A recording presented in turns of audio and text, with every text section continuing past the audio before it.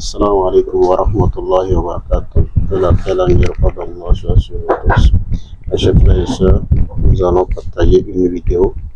Essayez de regarder jusqu'à la fin. C'est très très intéressant. Vous allez voir comment est-ce que les choses se passent dans certains pays. Regardons ensemble. Vous avez 27 ans, donc vous êtes élève avocate, vous voulez devenir avocate et vous portez le voile. Alors vous nous avez dit, je porte le voile depuis l'âge de 13 ans, c'est mon choix. Mon père, vous nous avez dit, mon père m'encourage à ne plus porter le voile. Donc c'est opposé lors de ma prise de décision. Il s'est opposé, voilà, il s'est opposé au fait que vous portiez le voile. Donc vous dites, c'est vraiment ma décision. C'est ça, exactement. Vous savez que quand vous serez avocate, vous ne pourrez pas plaider avec votre voile. Oui, j'en ai conscience. Oui, je sais. Vous choisissez quand même cette voie. Oui. Le métier d'avocat, il ne se résume pas à plaider. Il y a plein d'autres choses qu'on peut faire en tant qu'avocat. Juste, je voulais m'excuser tout à l'heure. Il me semble que je vous ai pas salué. Donc bonsoir, monsieur. Non, mais je vous en prie. Alhamdulillah, juste ici, ce que j'aimerais dire que nos parents, nos papas, ou bien nos parents, qui disent sont musulmans, mais ils conseillent à leurs enfants de ne pas se voiler. Méfiez-vous, parce que le jour de Yom Al-Qiyamah, ça sera vraiment terrible pour vous. Parce que il y a des hadiths du prophète Mohammed alayhi salatu wassalam. Le prophète nous a dévoilé salatu wassalam que le jour de Yom Al-Qiyamah, nos enfants, ils ne vont pas nous demander pourquoi on ne les a pas mis à l'école, pourquoi on ne les a pas mis à l'école. Plutôt, nos enfants vont nous demander pourquoi on ne les a pas enseigné l'islam, pourquoi on ne les a pas demandé de se voiler, surtout les filles de se voiler, ou bien pourquoi on ne les a pas mis dans l'école franco-arabe, école coranique. Les reproches que les enfants vont nous faire en tant que parents, c'est les reproches concernant l'islam, concernant les lois que le Dieu Tout-Puissant a donné à son bien-aimé Mohammed alayhi salatu wassalam de nous enseigner. Pourquoi toi, un papa, tu vas conseiller à ton enfant qui est musulman de ne pas se voiler, alors que le voile en islam est quelque chose qui est obligatoire pour une femme. Le voile est une chose en islam qui est obligatoire. Depuis l'enfance, le prophète a dit alayhi salatu wassalam, à partir de l'âge de 7 ans, commençons à éduquer nos enfants, commençons à les apprendre la religion, commençons à les corriger pour aller prier, ainsi de suite. Donc, comment ça, toi, un papa qui se dit tu es musulman, qui va conseiller à ton enfant de ne pas voiler? Méfions-nous. Regardons la suite. Que les femmes qui portent le voile sont des islamistes. Je vous dis simplement, écoutez-moi bien, que tous les islamistes, tous veulent que les femmes portent le voile. Mais parce qu'en fait, c'est la religion musulmane qui impose de porter le voile. C'est contesté. C'est contesté, c'est vrai. Vous le savez très bien. Pour la grande majorité. Vous le savez très bien. Oui, bien sûr, je le sais. C'est un choix qui relève tout autant de la politique que de la religion. Ah non, pas du tout. Et nous, mais vous pensez vraiment qu'à 13 ans, j'ai fait ce choix politique? Oui, non mais... En quoi ma vie traduit une volonté politique? Je comprends pas. Je parle d'une règle générale. On est sur un modèle républicain qui est très exigeant, qui souhaite que on n'interdit pas des particularités, des croyances, mais que dans des espaces qui sont des espaces républicains, ça soit protégé et qu'on essaie de se retrouver loin des particularismes pour avoir une vie civique commune. Moi, je ne comprends pas pourquoi on vend le modèle républicain selon lequel la religion doit être effacée. Alors que c'est pas du tout ça. On jouit tous de la liberté religieuse. Et certes, cette liberté peut être restreinte. C'est vrai. Voilà. C'est l'article 9 de la Convention européenne des droits de l'homme qui le dit. Mais sous certaines conditions. On a la sécurité publique, la santé publique, la morale publique, etc. Et là, en l'occurrence, pour ces étudiantes à l'université ou pour ces mères accompagnatrices, je ne vois pas du tout en quoi elles troublent quoi que ce soit. Elles n'ont dérangé personne. Et vraiment, excusez-moi, je finis sur ça.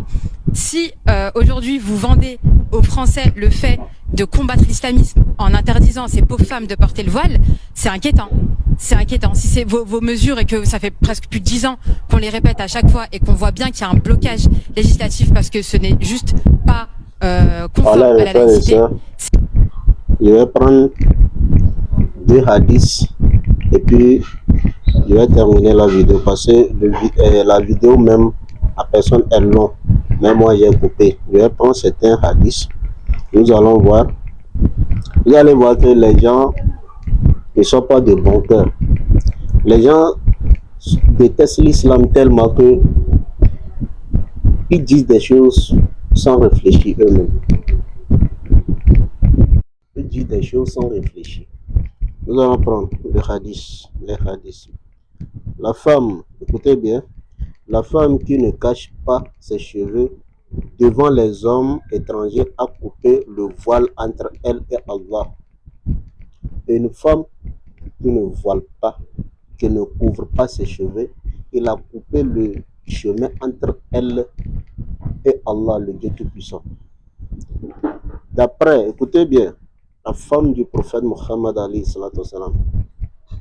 d'après Aïcha, qu'Allah l'agrée, le prophète, que la prière d'Allah et son salut soient sur lui, a dit: toute femme qui retire ses vêtements dans un endroit autre que la demeure de son mari a coupé le voile entre elle et Allah.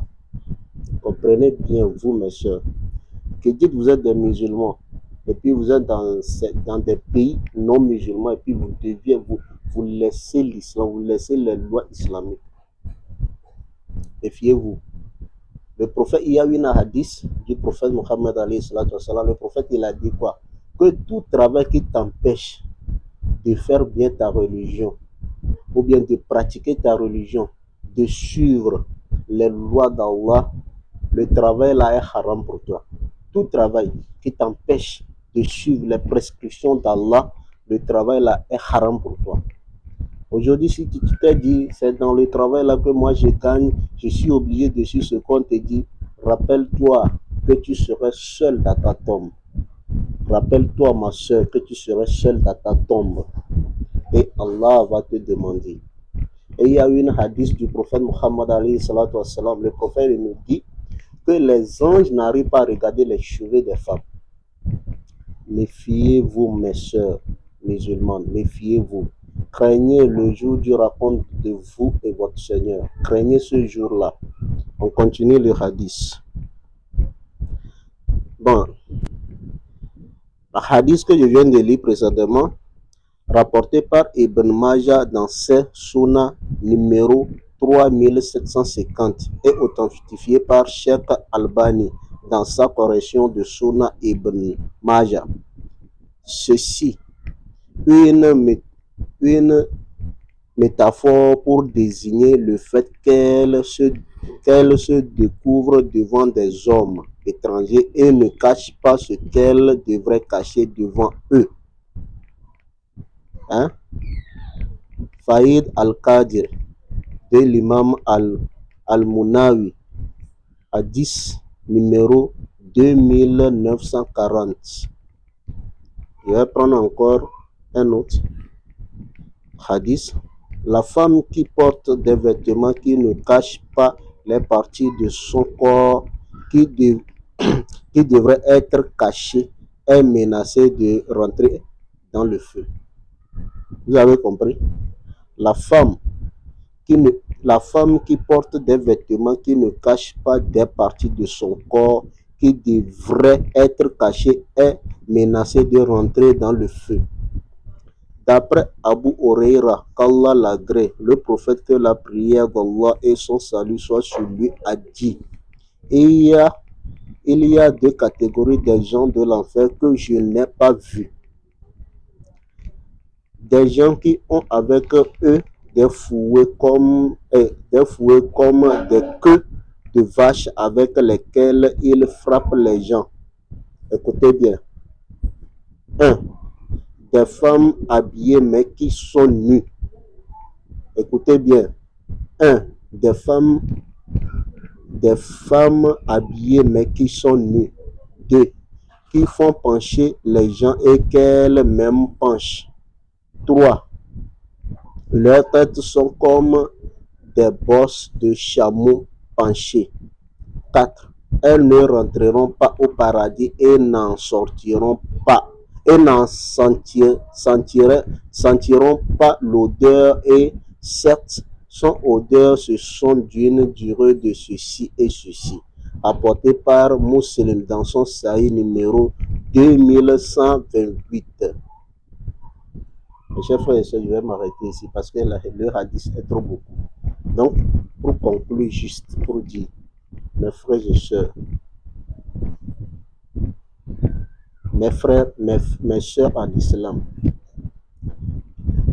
prenez à voiler. Si vous dites que vous êtes des musulmans, sachez très bien qu'en islam, le voile est une chose obligatoire en islam. Quand tu es musulman, le voile est une chose obligatoire pour toi. Et je vais conclure avec un verset de la Bible. Excusez-moi. On va prendre 1 Corinthiens 11, versets 4 à 10. Écoutez bien. Toute femme au contraire qui prie ou qui prophétise la tête non voilée déshonore son chef. C'est comme si elle était rasée. Car si une femme n'est pas voilée, qu'elle se coupe aussi les cheveux. Or, s'il est honteux pour une femme d'avoir les cheveux coupés ou d'être rasée, qu'elle se voile.